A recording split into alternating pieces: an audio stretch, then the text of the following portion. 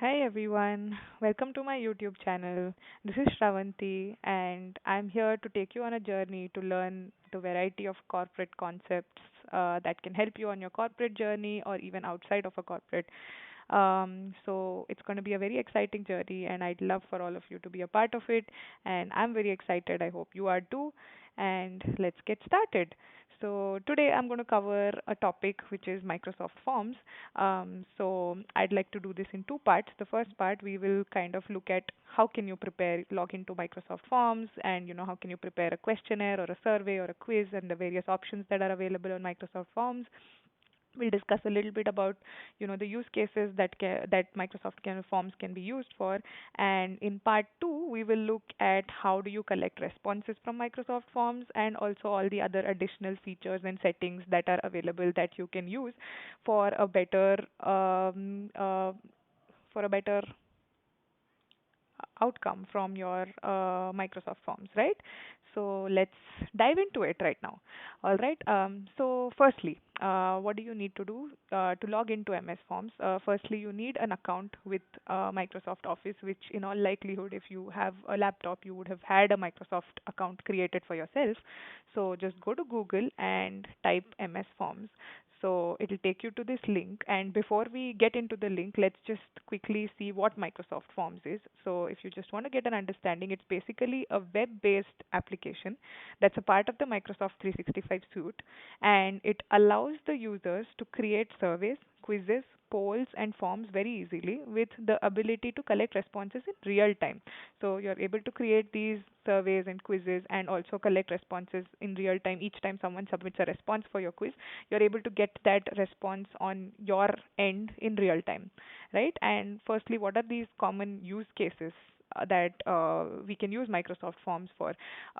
Firstly, you can use it for employee or customer feedback, event registrations, educational quizzes if you want to conduct for your college or school, and some surveys within organizations. If you're working within a corporate setup and you kind of need to roll out a survey to gather more information, then you can use it for that as well.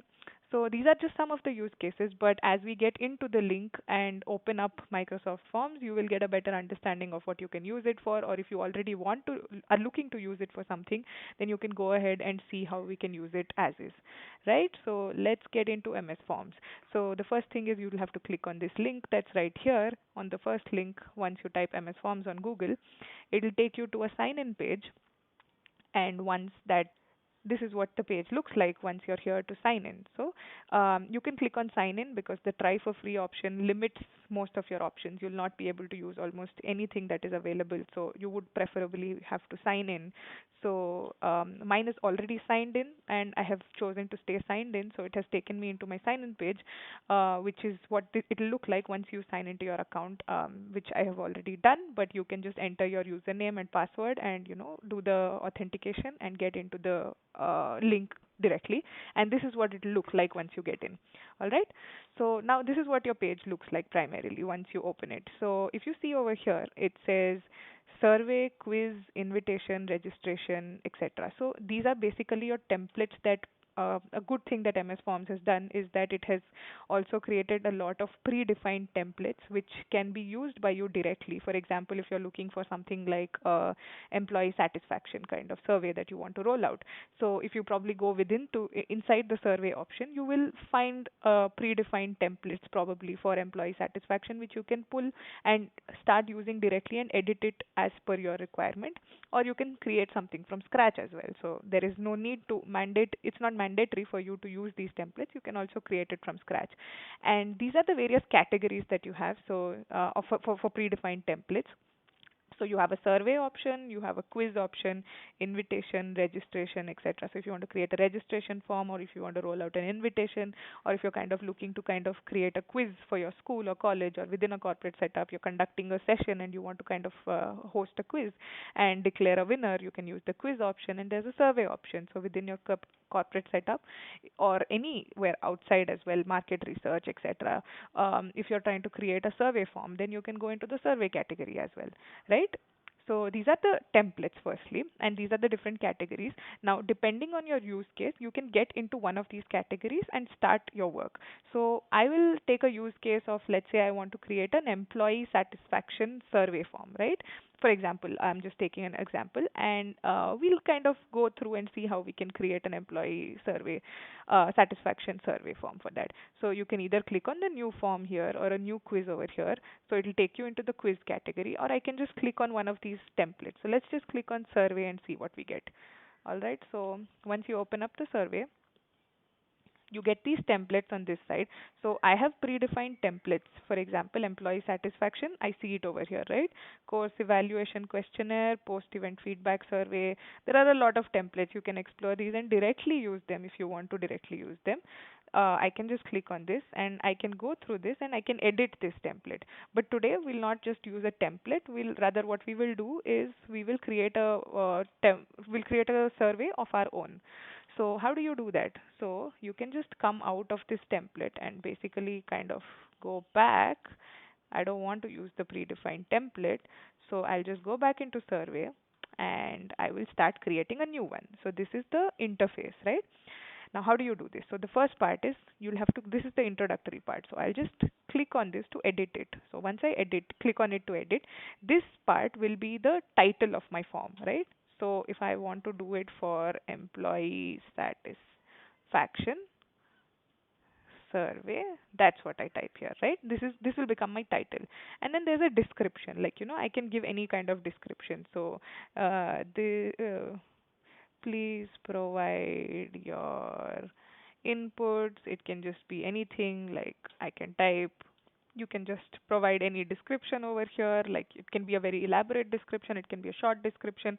If you want to, you can also provide some instructions, like you can have an instructions column segment as well over here, where you kind of provide instructions of what you want the users to use this survey for and how they need to kind of use the survey, etc. So this is a very subjective thing. You can go ahead and decide what you want to put. If you want to put, you can also add like a POC, point of contact, for any survey related queries and tag someone's name here, right? This will be your initial description for the survey form. Now you can just, another option over here is you can just quickly click on this. If you kind of want to add any images for your title, you can also do that over here. If you don't want to, you can just come out of it. I'm just going to keep it nice and simple right now. So I can just come out of it. To come out of it, I just right click on anywhere outside of the screen, right? So it comes out of it. So this is my initial introduction, right? Now the next part is we can start preparing our questions right here. So this part which says quick start with, that's how you start adding questions. You just need to click on this. Now when you click on this, you see there are a multiple array of options over here. So these are the different varieties of questions that you can create. If you've ever seen a survey form or a quiz, you would have noticed that it could be a combination of multiple choice questions. It could be question on like where there's a subjective text that needs to be provided. It could be a rating based question, etc., etc. Right? So these are the various options that Microsoft has provided us with for preparing our questions. So let's just explore all these options one by one, right? So the first one, if you see, if you click on it, this is a multiple choice question, right? So, however, before we go to a multiple choice question, let's just go to a text column, right? When you click on text, you can type something along the lines of your name. So that's probably the first thing that I want to ask the person, right? So your name is my question, right? And this option right here, this radio button, this is required. So if you want to make the question mandatory, then you can turn on this radio button. So it makes those questions mandatory so that the user has to answer those questions. Otherwise, they will not be able to submit the survey, right? So you can mark it as required by turning on this radio button. Another option over here that we have is the long answer option. So a couple of times you might have a subjective text-based question where you are expecting the user to input a long answer, probably more than 200 words, 250 words, etc. Right? So when you know that the question is going to be a long answer, you can turn on this radio button as well. However, for the name, I don't think it's going to be long, so I'm just going to keep it off, right? So that's one of the first category of questions, which is the text-based questions.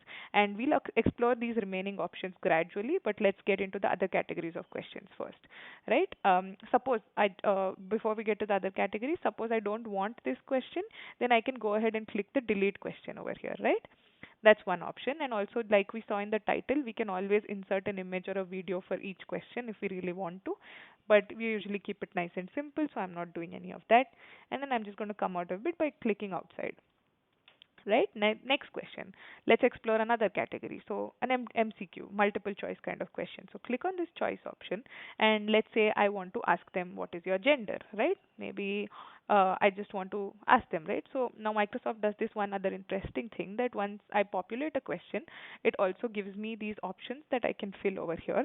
I can either click on these options and fill up those, or manually also enter the options over here.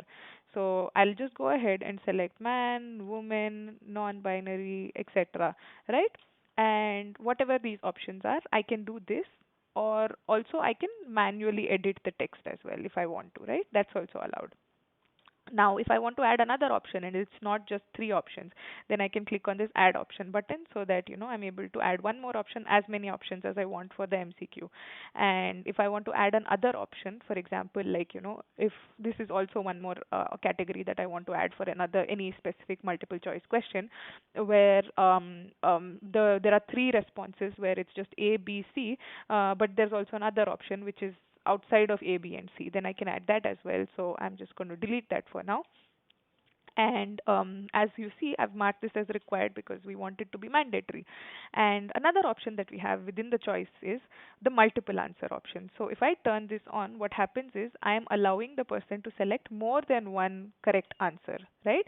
So what I also can do is I can also limit the number of answers, where probably this can be something that you can use in a quiz kind of questionnaire that you're preparing. If you're kind of creating a quiz or something along those lines, then what you can do is it can be a question where if you already know that that question has more than one answer, more than one correct answer, then at that point you can turn on this button, because there are more than one correct options, and the user can tick mark more than one correct answer.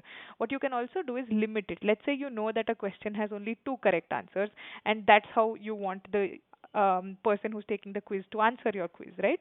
Then you can also limit it by using this option. So I can say equal to 2, which means that it allows the user to select more than one correct answer, and that is equal to only 2. So they'll be able to select any two options over here, any two options, right? So I can also make it depending on how many options I have. If I have, let's say, 5 6 options over here, I can make that equal to 3, equal to 4, depending on if I already know that this multiple choice question has more than one answer, but it also has only two correct answers. Then I can go here and I can also limit these options, right? That is one more option that you can try, but I don't need that right now, so I'm just going to go ahead and turn that off. All right. So this is my next option that I have explored. So I can come out of this right now, and this question has been created. All right.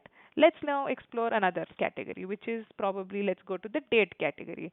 Let's say we want to ask them their date of birth. Please provide your date of birth.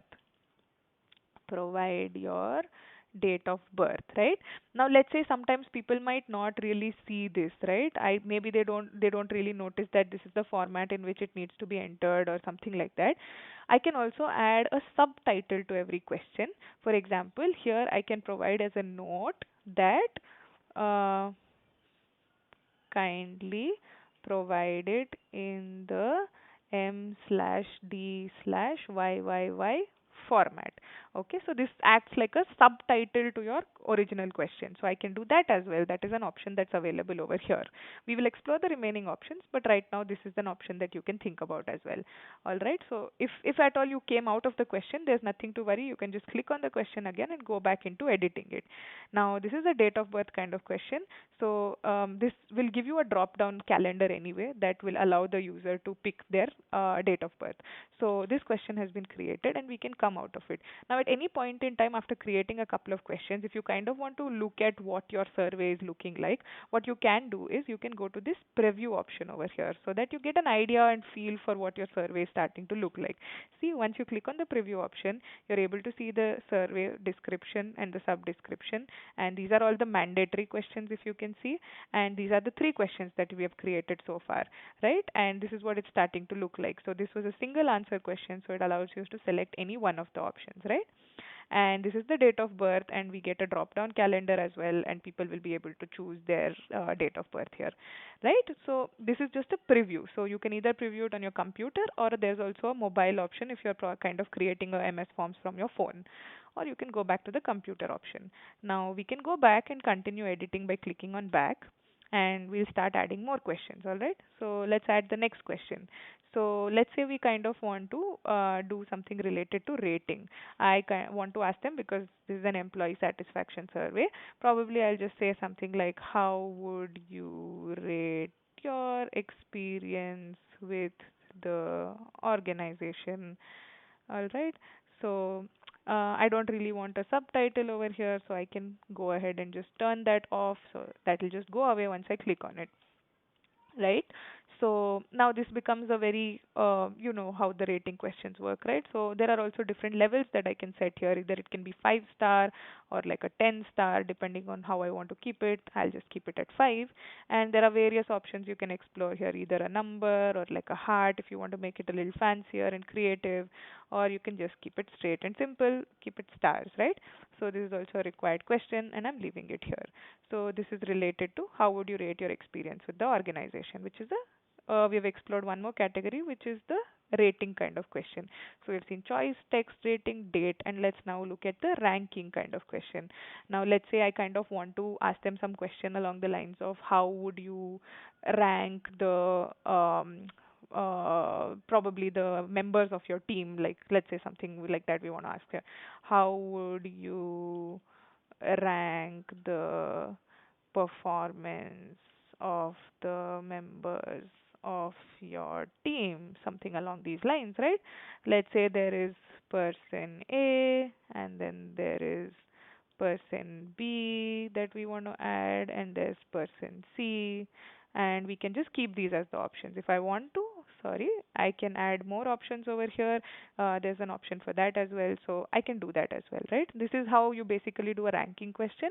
Now, how does this look? We will go to the preview and check what this looks like. So, if someone comes to this question, how do they rank it? There are options here to kind of arrow marks, right? So, let's say I think person B was the best or person C was the best performer. Let's say I've thought that. So, I kind of want to push person C to the top. I want to put them on rank 1. And let's say I thought B was better than A, and then that was the second best performer. So, I have ranked this. So, this is how your user will be able to submit these responses. And you can see the rating options over here as well, right? So this is a preview of it. So we can still continue to go back and edit the form further. So we've also been able to explore the ranking question. Now Likert scale, I'm pretty sure you would have come across this Likert scale as well. If you haven't, then it's basically a kind of question that you use where you want to the user to you have multiple statements and you want the user to select rate each statement on a scale of probably 1 to 5. If I want to, I can add more as well. Otherwise, I can keep it at 5 as well here. So 1 being poor and 5 being very good, right? So I can probably say something like answer the below questions, um, and I can put a hyphen and say 1 being very poor and 5 being excellent, right? So, I mean, you can make it look fancy and things like that. I'm just doing it to explain the concept right now, right? So, probably my first statement could be something along the lines of how likely are you? So, it's a statement. We provide statements, probably things like along the lines of management was very supportive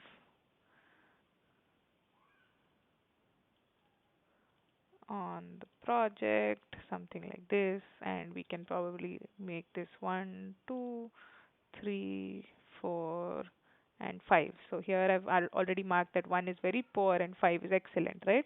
So if someone thought that the management was very supportive on the project, they'll probably mark it as a 5, etc. So there can be multiple statements that we can add over here. So if I want to have like 5, 6 statements, I can add 5, 6 statements, and the person can answer all these statements based on 1 being very poor, 5 being excellent. And if I want, I can also add options over here. I can have 6, 7, 8, etc. Right? So there's a limit that you can have only probably 7 options over here, right? It's not allowing you to have more than that. So I'm just going to go ahead and delete these. I don't want them. And I can just go ahead and delete these as well if I don't want to have these statements. So I'm just going to delete them. And this is your question for a Likert scale, right? So that's how we've explored this. Now let's see the next category. So net promoter score. Net promoter score is something that you generally use when you want to kind of ask them how likely are they to recommend this company or something like that to a friend or an other colleague or something. How likely are you to recommend us, being in the part of the employee satisfaction survey? So here 0 would be not likely, 10 would be extremely likely. You have an option to change this question, and you have an option to change these. If you kind of want to change 0 to, let's say, poor, and 10 to or 0 to never, and 10 to I would recommend extremely likely, right? So you can change these options as well. So this is kindly usually a recommendation kind of question that you get to ask, right? That's another question. Now we've explored most of the categories. Let's see the last category, which is a section. Now, what is sections used for? Section is primarily used to kind of group questions. So if you think that there are a couple of questions in your quiz or your survey where most of the questions fall within a single category, within one category, and the remaining questions fall in another category, if you're able to kind of group your questions, then you can put them into sections. For example, a general section that you can think of would be personal information, right? So maybe your first section consists of personal information like name, date of birth, gender, etc. So you're kind of collecting personal information in section 1, and section 2 you're going ahead and asking them some other details like their satisfaction and things like that. Usually you can use this in a quiz where quiz has part A, part B, part C, where you kind of group the questions. That's how you use sections, right? So this can be, you can have a provide a section name and also enter a subtitle, if you want to enter a subtitle. So if you XXX, you can enter a subtitle and that becomes a section. So within the section, what you can do is you can add questions. So all the similar questions you can start putting under one section. So if I want to, I can add, name, gender, date of birth within this section, and then I can split the next group of questions into another section. But usually you do this for a long survey where you have a lot of questions that you want to ask or something like that, and it's going into multiple pages. Then it would make some sense to kind of group the questions and put them into separate sections so that it's more user friendly also. But since this is a very small survey that we're demonstrating right now, we don't really want a section. What we'll do is we'll just go ahead and remove this section. Okay, if we want, we can move it also, we can remove it also, whatever, right? So duplicate also if you want to, but we'll just go ahead and remove this section. Let's not use it for now. Got it. One more thing that I would like to discuss, which is important before we get into the next part 2 of the video, is while preparing your questions itself, is an important thing that we would like to see is the branching option, right? So let's say, for example, that I want to roll out this survey to the people of the organization, but I want only my women employees to answer this, because let's say for some reason I kind of want to understand the employee satisfaction among the women employees alone.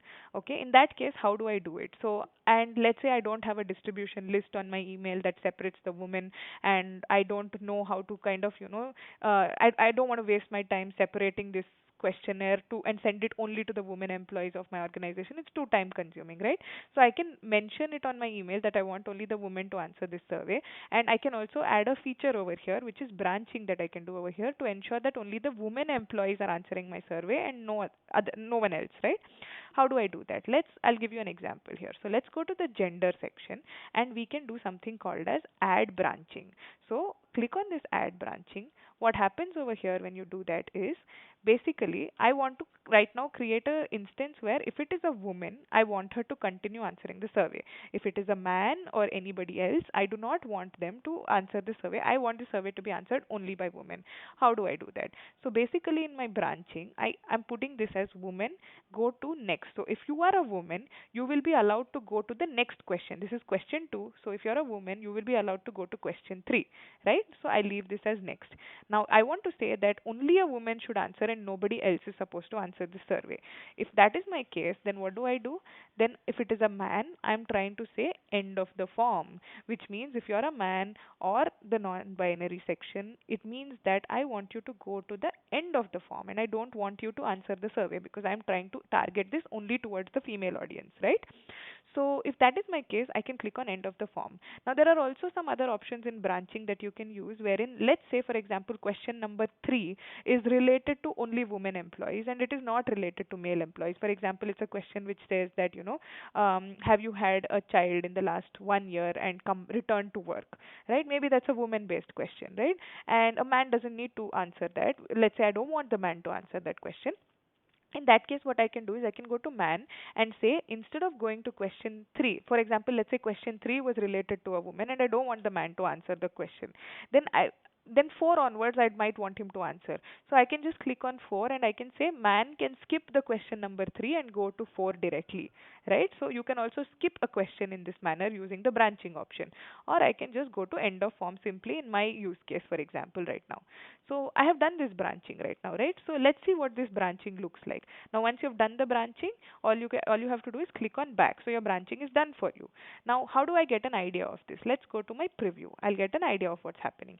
If you see at that point we had 1, 2, 3, 4, 5 coming in a single line. Now after doing the branching, if you notice what happened, the number 2 and then there is a submit option right here. So your survey is going to ask the person their name first, and then it's going to ask them what is their gender. Now, basis my answer that I select over here, it will decide whether the person will go ahead or not. For example, if I select woman, it is opening up the survey for me because it wants to allow you to take the survey if you're a woman. If it is a man, then you notice that it just either man or the other non-binary option if we select, then it is going to take me directly to submit because I have coded it in such a way that only if you're a woman employee, I want you to take the survey. Otherwise, I don't want you to take the survey. So that's what happens over here, right? So that's how the branching also works. That's another important feature that you can use. And we have largely covered most of the types of questions. How do you prepare a questionnaire? How do you preview it right now in this? We've also looked into the branching option. And another last thing that you can note before going to the next section is if you kind of want to move around and shuffle the questions, because usually we prefer having a flow to our questions. Relevant questions need to come together and then the non other ones need to come later, things like that, right? So if you kind of, after making all the questions, you want to play around, move around your questions and change the order, what you can do is you can use these arrows to move the questions. So now your name has gone down and gender has come up. So I can also just shuffle my questions using these arrows over here, right? That's another quick tip I'd like to give you while preparing your questionnaire. So right now this is what our questionnaire looks like, and let's in our next section, which is part 2, let's go ahead and explore the remaining options. We have now kept our questionnaire prepared and ready. We're going to now explore the remaining options of how do we collect responses, how do we apply the settings, what are some of the additional features that Microsoft Office is offering us on this MS Forms, and some of them are very useful options that you might really benefit from. So let's get into that video next, right? So you can find the link to that in the description, and you can watch part 2 to understand the additional features. For now, this is it. So I'll see you in the next video. All right. Thank you. Bye all. Hope you have a very good day. See you.